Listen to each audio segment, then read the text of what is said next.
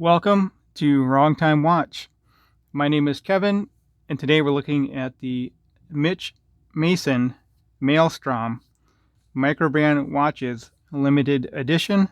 This watch, I believe, is limited to 100 pieces, and you can only purchase it through a link from the Microbrand watch Facebook group.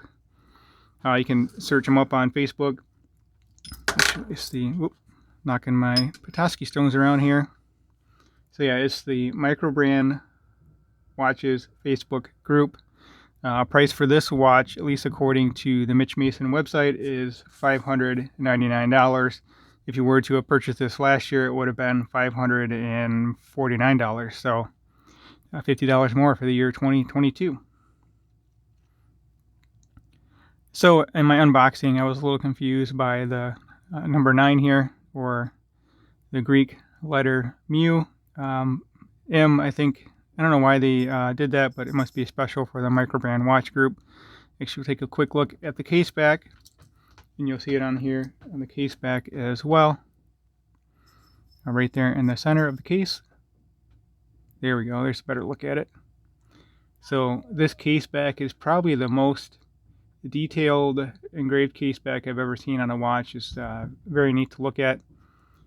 At the top there, you can see Mitch Mason, and then again that Greek letter M, mu in the middle there, and then Microbrand watches group. I actually am a member of this group, and I went through the link, and it looks like there's still some of these available. So if you want one and you're a member, or if you're not a member, I think you can join up and buy one. So the inner rotating bezel on this one is a dual time bezel. On the standard Maelstrom, it's a dive bezel and a elapsed time bezel. So to use that, you would unscrew this crown at the top, and then you can rotate that inner rotating bezel.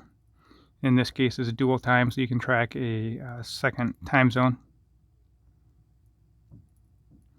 Let's screw that back down. These crowns are very easy to turn. It's a very sharp edges on this. It almost sticks to your finger. Let's take a quick look at these crowns. So the lower crown has the mu symbol again, and I'm not sure what the top crown is. Looks like, or say maybe an F or something. I'm not sure what that is, but anyway, we have drilled lugs. Mixture of brushed and polished surfaces on this case, which I really do like. I really like the chamfered edge on watch cases like this. It's a good case shape. A nice H-link bracelet, female end link, so it works great for a smaller wrist like mine. Here's a look at the other side.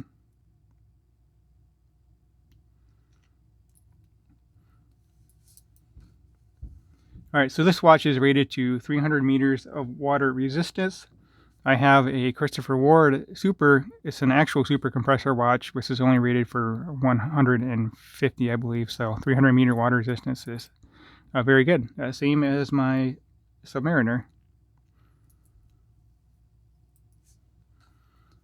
316L stainless steel, sapphire crystal. I think it has a little bit of a dome to it. Actually, yeah, I think it's a very slight dome. You can see it there. Anyway, sapphire crystal with super AR coating on the underside. Dual screw down crowns, which I already mentioned. Has Swiss Super Luminova, which we'll check out towards the end of the video. So let's unscrew this crown. So first position would be hand winding. Then second position would be the date, but I'm not supposed to change it. We're at 10:10, so let's move the hands to about 3 o'clock. Go back to the date. Forwards. You gotta turn it. Nope, I'm in winding. There we go. It says the Miota 9015 movement. Let's put the hands back to 10:10. Dial color is very neat on this. It if you call it burgundy or maroon, but it's a nice looking dial. It's something different. You don't normally see this color. This is pretty close to the color that was used in my wedding, I think. Maybe it was berry. I don't know. Whatever. I'm not so good with colors, but it does have a unique color. Man, I didn't put that bezel back in the right spot. Got to change that. Maybe it moved on me when I screwed the crown down. There we go. Alright, so it has solid female end links, solid links with screws. Actually, I probably could have removed one more screw. One more link. I have it right in the middle of the micro adjust here. There's 6 micro adjusts. Full articulation on these links, very nicely done. And again, a mix of brushed and polished surfaces. The chamfered edge is polished on the bracelet to match the chamfered edge of the watch case. Milled clasp here. These two portions are stamped. Pretty standard. It's a dual pusher deployant with safety clasp.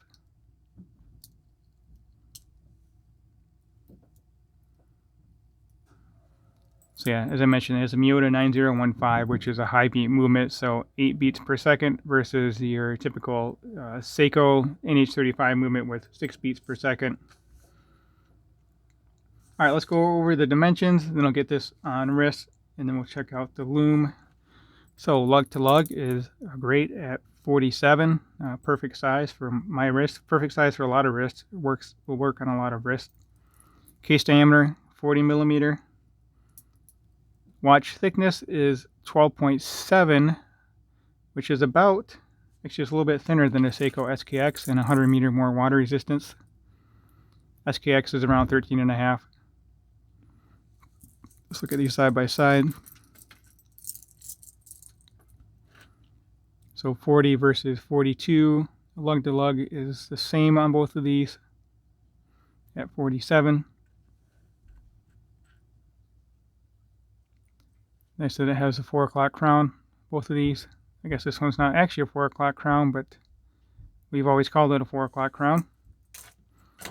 That's a story for another day. Alright, so the rest of the dimensions. The lug width is 20, and this bracelet tapers down nicely to 16. This is a very good bracelet dimension, going from 20 to 16. I've had quite a few other watches with the same sort of dimension, and they wear very comfortably on wrist. And both of these crowns measure in at 6.4 millimeter. All right, let's get this on wrist, and then I'll show you this case that it came in as well. I'm assuming it comes with this case. I don't know. This watch is on loan from Random Rob, which I do appreciate being able to check out these pieces. All right, so here it is on my 6.5 inch wrist with the 52 millimeter wristband. And again, lug to lug on this is 47 millimeter. I still haven't quite figured out what that hour hand is, but it looks neat. It's different.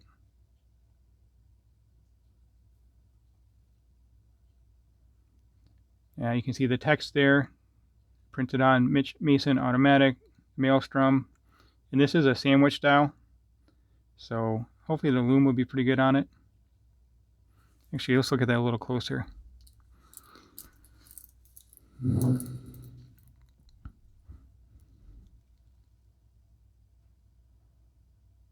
Oh, so only the 12, 3, and 9, or mu, is cut out. The other indices are painted on. So that's a little bit different. And then you can see the military time. Oh, I'm sorry, those are minutes, not military time. 5, 10, and so on all the way around the dial. Okay, let's zoom out and get it on my wrist for the far away wrist shot. In all my videos, I do close up and then zoom out for a little bit different perspective. See here, it almost looks too big on my wrist. Oh, you know why? Because this this all dial, the inner rotating bezel there, makes it look like a much larger dial than the Seiko SKX like this, like your typical dive watch with the rotating bezel, external rotating bezel versus the internal rotating bezel. Yeah, it looks big. All right, this case here, the watch came in this case. Looks to be a nice, genuine leather case. I'm assuming it's genuine leather. I'm not an expert at that, but real nice case. This looks like canvas. And looks like there comes a little pouch here. It has a little pouch in here.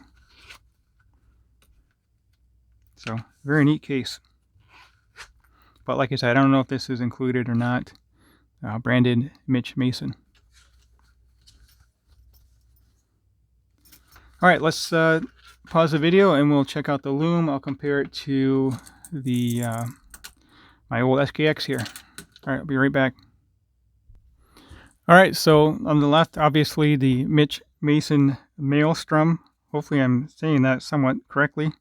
And on the right, my Seiko SKX 009. Loom's not quite as bright as what it looks like on camera, but still a lot of loom applied here. Surprisingly, the inner rotating bezel loom is brighter than the hands and that sandwich dial. But still a fair amount of loom here. All right, that will conclude today's video. As always, thank you for taking the time. Thank you for watching, and please don't forget to hit that subscribe button if you're not already subscribed. Talk to you soon.